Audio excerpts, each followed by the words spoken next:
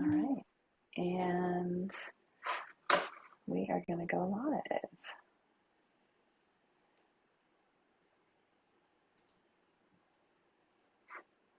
I'll tell you when.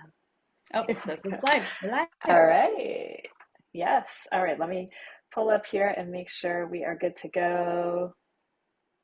I'm not seeing it yet.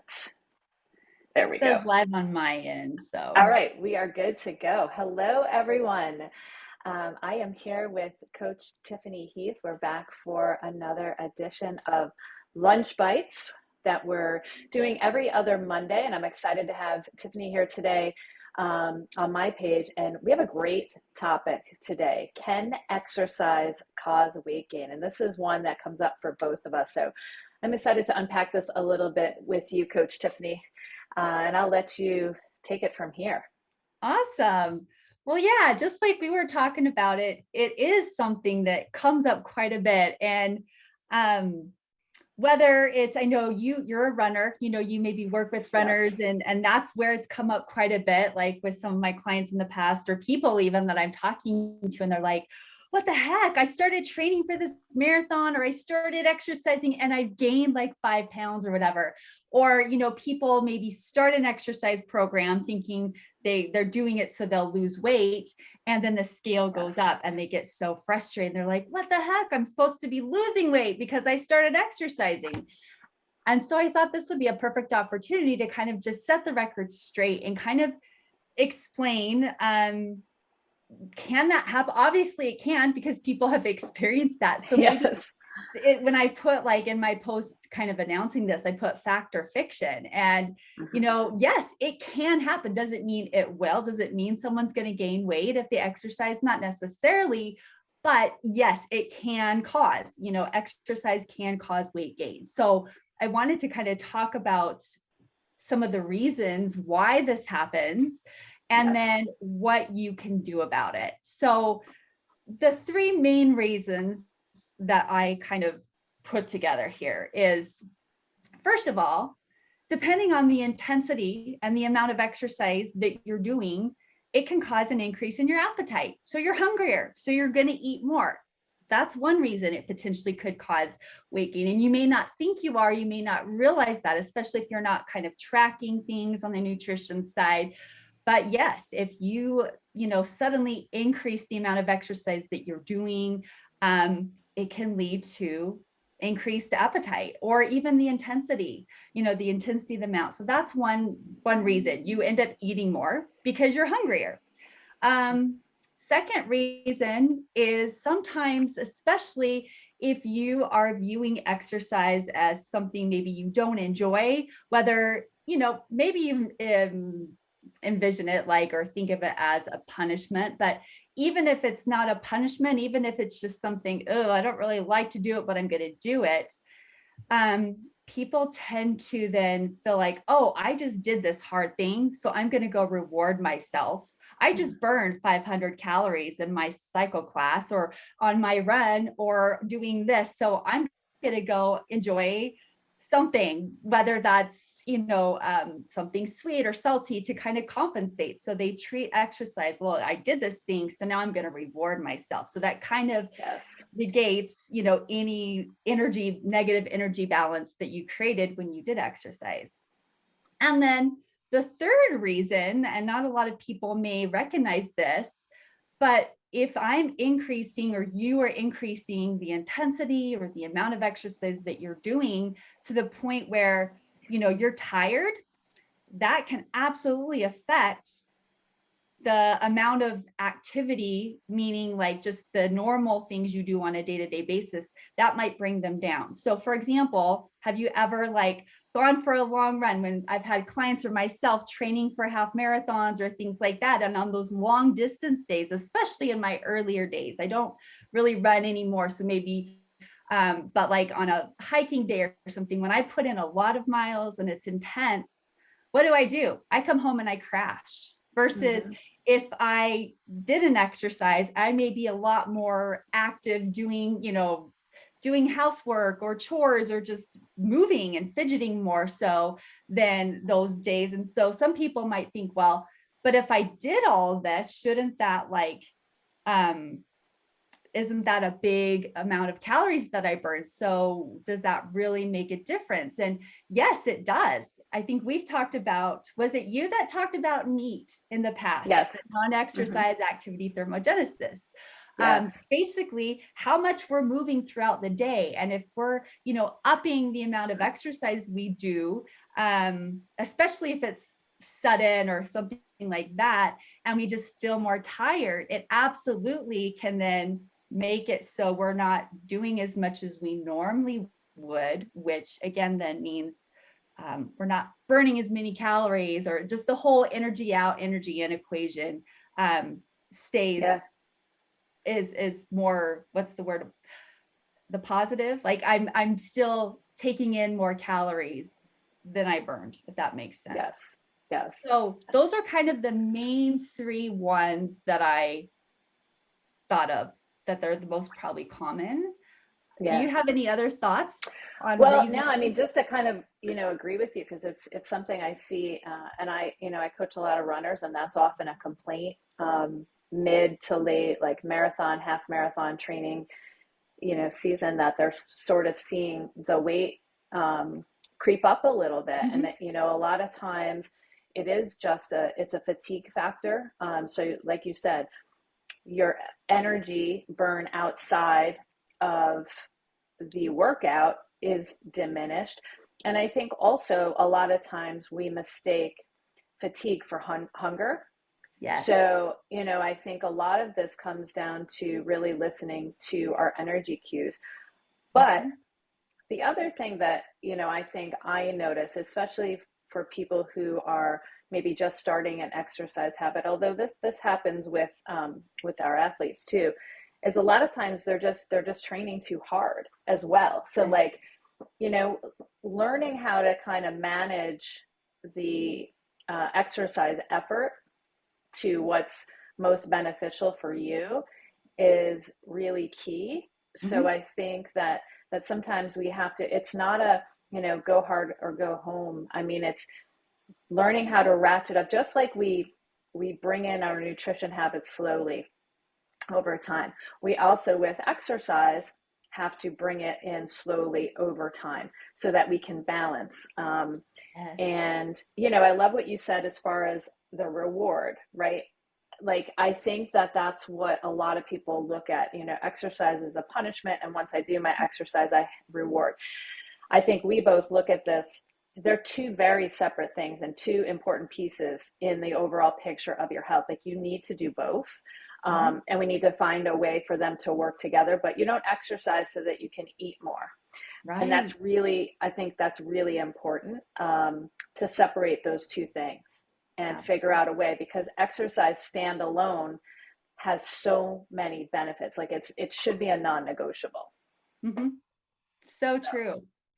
And I think I also maybe want to point out that, I don't know if you've heard people say this or whatever, but to kind of, when if they do gain weight, I've heard other people say, "Oh, don't worry, it's just you're gaining muscle," Mm-hmm. or so that's another thing I wanted to point out, that yes, like you can gain weight if you're gaining muscle, but gaining muscle is usually only going to happen if that's like your goal, like you're doing strength training program where you're upping the volume and trying to really, that's the purpose.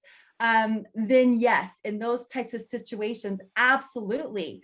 But for someone who's just whether again they're increasing their mileage, they're increasing just again exercise in general, probably not the case, probably not the reason they're gaining weight is its muscle. So I just wanted to kind of throw that out there, that yes, Yes. that's one possible, but most people have to be doing that very specifically. You don't just gain muscle in a week, that takes time. So Exactly. Yes, and that's a just great. I'm wanted to glad you point that brought out. that up, because we also know about the fallacy of muscle weighs more than fat, and we know like a Yes. pound of muscle weighs the same as a pound of fat. It just takes up less space. So when you hear people say Exactly. like muscle weighs more than fat, that's not, that the semantics there are not Yeah. correct. Muscle does take up less space than Yes. fat. More So dense. Yes. So, or rather muscle takes up less space. So if you're improving your muscle tone and reducing your overall fat, right? Like that Yes. can be a good thing. But be careful with that whole thinking that muscle weighs more than fat, because Yes. that's really not the case. So I think that's an important thing. I love that Yeah. you brought that last piece up for sure. So I think it's just something I wanted to address because I do hear that, every so often. So, well, then let's get into the whole, what do you do about it then? If you're one of those people like I'm gaining weight or I'm not losing weight. And so kind of just going back to what you said, and I actually talked about this, I think it was in one of my Facebook lives in my Facebook group about, separating exercise from weight loss, separating Mm-hmm. those two so we don't view it as some type of compensation. So, changing the way we view exercise, they actually did studies where several different studies where they put people in different groups, and those and those that were exercising for fun or for enjoyment tended to not feel the need to compensate afterwards with sugary foods or treats versus the people that were kind of told like it's going to be hard, kind of like, again, a punishment thing or not something fun. Did I say that right? The ones that looked at it as fun, as something Yes. enjoyable, did not go to the Yeah. treats, but the ones that were treating it like some type of punishment or something that was just not enjoyable, those are the ones that tended to try to compensate after with the treats or things like that. So if you can, again, switch the way that you're viewing exercise and look at it more as this is something like you talked about, there's so many benefits. Like, I'm just going to feel better. Our bodies are designed to move. And, if I can move more, if I can do some of these things or find things that you enjoy, because obviously, if you're trying to tell yourself, oh, I'm going to go run and this is fun, and you just absolutely hate running, then maybe you need to rethink, what your exercise is or what Yeah. that movement is. But finding something that you can enjoy or something that, again, you enjoy doing that helps you feel better mentally, cognitively, physically, that is going to be a game changer for a lot of people, because then you don't feel the need to compensate afterwards because we're not treating it as a punishment or something. Oh, just like when you maybe had a lousy day at work or just a lousy day in general. Oh, I'm going to go reward myself with something, to eat, whether, again, Yeah. that's I don't know, there's lots of different things that we might reward ourselves. So changing the way that we view exercise is pretty big. That made a huge difference. Second thing is just like you kind of started to talk about earlier, is adjusting the intensity, the Mm-hmm. frequency with the workouts. If you're all of a sudden going from, nothing or even just moderate, and then you all of a sudden take a jump in your intensity and just start hitting it hard, yeah, not only is that going to maybe mess with your appetite, make you more hungry, it's going to mess with your hormones, which again affect our appetite, Yeah. and all those things. So more gradual, just like you said with the nutrition, we kind of do things one at a time. Make sure that your exercise program is strategic. It's designed to go in little increments at a time, which will help, like you said, make that shift without having this jump in like, oh my gosh, I'm starving, or perception of, oh, I just ran 10 miles or 20 miles or did this hard workout, and my heart rate or my watch says I burned 500 calories. So, I must need to compensate and eat more. Yes. And then, yeah, anything that you want to add with Well, that yeah, I one? mean, I think that's a good point. I like that you brought up, the calories burned that we're looking at on our trackers are usually not very accurate. Yep. So I encourage everyone, if you look at your watch and you did a workout and you burned 375 calories, Like, don't think like, all right, cool, I can go eat 375 calories of whatever. Right. It doesn't work like that. First of all, Yep. the trackers are very inaccurate. Mhm. So while it may give you a little mental boost, like let it just be that. Yes. But don't think of it as, okay, I can have whatever over and above. It doesn't work like that. The other thing that I've found too, I think a lot of times having something to eat soon after you're finished exercising can kind of combat that whole overeating later, right? A lot of times, especially people who are newer to exercise, like, all right, I exercise now. I don't want to blow it. I don't want to eat. I don't want to, whatever it might be. So, having something, a carb protein, after your workout to kind of sustain you will Mhm. help than overshooting later in the day. So I found that that really helps with a lot of people who are newer to exercise. Yeah.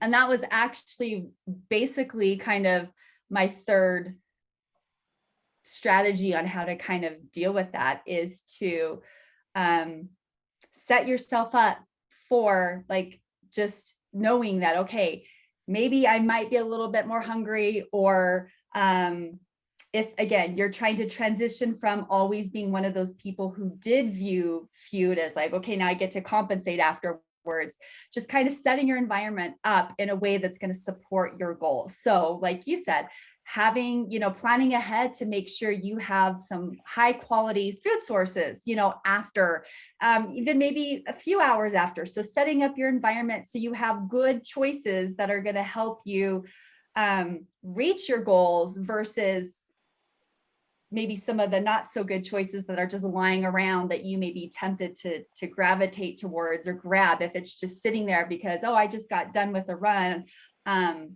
And like, I guess still furthering this, like you even mentioned before, sometimes we can get those signals mixed up as like what's really hunger Mm, versus fatigue or dehydration, for example, And yes. so if I have those good quality proteins and whole foods that I can, eat a little bit after to help just kind of keep things in control, I'm that Yes. much less likely to go for the sugary stuff or the salty stuff or just excess amounts if I'm being proactive and setting up, just doing a little bit of planning ahead and setting yourself up for success by having those good choices that that are going to help you reach your goals right there, versus just leaving it to chance. Like, well, maybe after my run, maybe I'll go do this, or, have this salad or whatever. But if it's not ready and it's not readily available, and you get to the point where you are hungry a couple hours later, and the only thing that's staring at you there is some cookies or chips or whatever it Right. is, of course you're going to go for those things.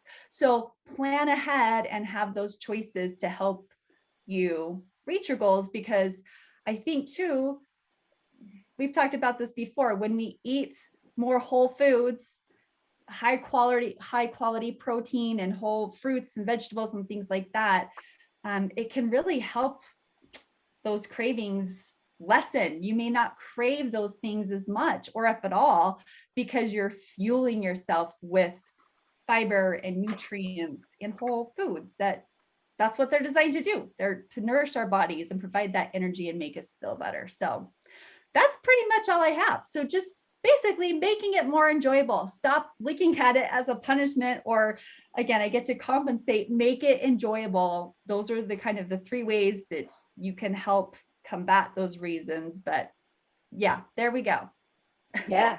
So we had a question pop in. What Oh, would be an example of a good post-workout snack to avoid those poor choices? So, I mean, I love that. I'll give it an example. I mean, for me, it's usually something quick. So mm-hmm. for me, I'll have like maybe a ready-made shake. Yep. Oftentimes, if I'm in a pinch, it'll be a bar, like a perfect bar. Um, but something I like, I'm a little bit old school when it comes to this. I like that 3-to-1, 4-to-1, carb protein ratio, because for me that works. That's, I think, what the research says is 4 grams of Yeah. carbohydrate to 1 gram of protein. Yes. And again, So don't get hung up on that, but don't get that's hung the up on it. general ratio. Exactly. So, whatever that may be for you, consider that, but something as simple as, because a lot of times too, our appetite could be a little suppressed post workout. So Yes, sometimes it's easier to take in something in liquid form. So a lot of I times, like I'll totally have a agree. Fairlife shake, or a lot of the brands have some kind of recovery nutrition. Mhm. If that's easier for you. I don't know. Do you have any suggestions? What do you like to do post workout? Same thing for me personally. I like to, that's usually when I eat my breakfast post workout Yeah. afterwards, and so it usually is a smoothie that I make at home with my protein powder Yeah. and some greens and some fruit, and so because exactly for the reasons you said, a my mind just went blank here. Well, digestibility. Sometimes those liquid Yes. forms, it digests much better, faster than other things. But also going back to what you said, like especially if, like sometimes for me when I'm doing my long backpacking trips or even long day hikes, I actually don't get hungry. Like it suppresses, especially in the heat. It's different in the Mm. wintertime. In the wintertime, I'm like, I want to eat everything. But in the summertime, that heat really does suppress my appetite. But I noticed if I don't still kind of eat a little bit, then it's like the next day I'll be like this bottomless pit, or even that evening. So That evening. just Yeah.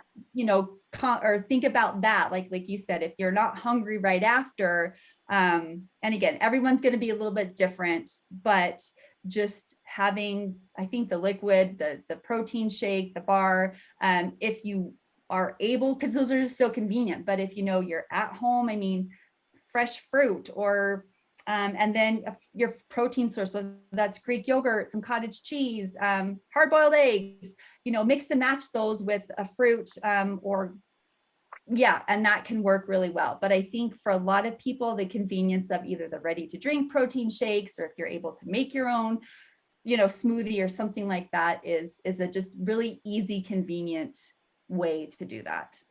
Yeah. So Great. Awesome. I don't see any more questions pop in, but that was if a great anybody has question. any questions, yeah, it really was. If you have any questions on this or really anything else, please pop them here in the comments. We're always happy to answer, your questions on this or anything. Mhm. And hopefully you know where to find us by now, but you can pop over to Tiffany's page and we'll both put links to our groups in the Yep. comments. And I think that's all I have for today. How about you, Yeah. Tiff? Anything else? Nope. I think that's good. This was a great All right. discussion. So thank you. Awesome. So we'll be back with you guys in 2 weeks, 2 weeks from today. So looking forward to that. I'm not sure the topic yet, but we'll come up with a good one. Sounds good. All right, everyone. Thanks for being Bye. here, and we'll see you in 2 weeks. Bye. All right. Bye bye.